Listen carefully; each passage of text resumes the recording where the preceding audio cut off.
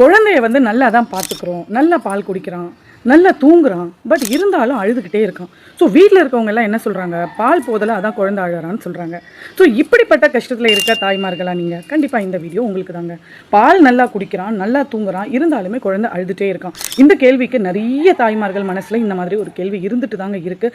நாம் வந்து குழந்தைய நல்லா கவனிச்சிக்கலையா, நான் ஒரு நல்ல தாயா இல்லையா, இந்த மாதிரியெல்லாம் நிறைய கொஷின்ஸ், நிறைய குவரிஸ் நிறைய தாய்மார்களோட மனசில் இருக்குது. இதுக்கு என்ன காரணம் அப்படின்னா, இதுக்கு பேர் தாங்க 4th trimester அப்படின்னு சொல்லுவாங்க.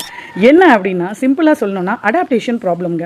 இப்போ நாம் கூட ஒரு இடத்துல இடம் மாறுறோம், ஒரு வீடு மாறுறோம், ஒரு ஊர் மாறுறோம் அப்படின்னா அந்த இடத்துல அட்லீஸ்ட் ஒரு 3 months ஆகுது நமக்கு தேவைப்படும். ஊரை பற்றி தெரிஞ்சுக்க, வீட்டை பற்றி தெரிஞ்சுக்க, அந்த என்விரான்மெண்ட்டுக்கு நம்ம அடாப்ட் ஆக.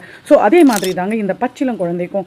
கர்ப்பத்திலேயே 9 மாதம் வந்து அப்படியே இடுக்கிட்டு உட்கார்ந்துருந்த அந்த குழந்தை இப்போ திடுதிருப்புன்னு வெளியில் வரும்போது எக்ஸ்டர்னல் என்விரான்மெண்ட், எக்ஸ்டர்னல் லைட், நம்மளோட பேச்சு சத்தம், நம்மளோட நடந்துக்கிறது, டிவி சத்தம், வண்டி சத்தம், இந்த மாதிரி எக்ஸ்டர்னல் ஃபேக்டர்ஸ்னால குழந்தை டிஸ்டர்ப் ஆகுறதுனால குழந்தை வந்து அழுதுகிட்டே இருக்கும். ஸோ அதனால் குழந்தை எப்போவுமே அழறதுனால குழந்தைக்கு வந்து பால் பத்தலை அப்படிங்கிறது அர்த்தம் இல்லைங்க. பிரெஸ்ட் ஃபீடிங் சீரீஸ் நான் வந்து இப்போ போஸ்ட் போட்டுட்ருக்கேன் உங்கள் எல்லாருக்காக தான்.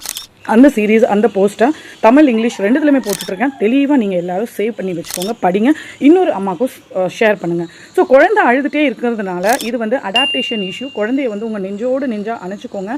அப்போ உங்கள் ஹார்ட் பீட் கேட்கும் போது குழந்தை வந்து நமக்கு பாதுகாப்பாக யாரோ இருக்காங்க அப்படின்னு நினச்சி குழந்தை வந்து நிம்மதியாக இருக்கும், நிம்மதியாக தூங்குங்க. ஸோ இந்த டிப்பை நீங்கள் ட்ரை பண்ணி பாருங்கள், உங்கள் பேபி இனி அழவே அழாது.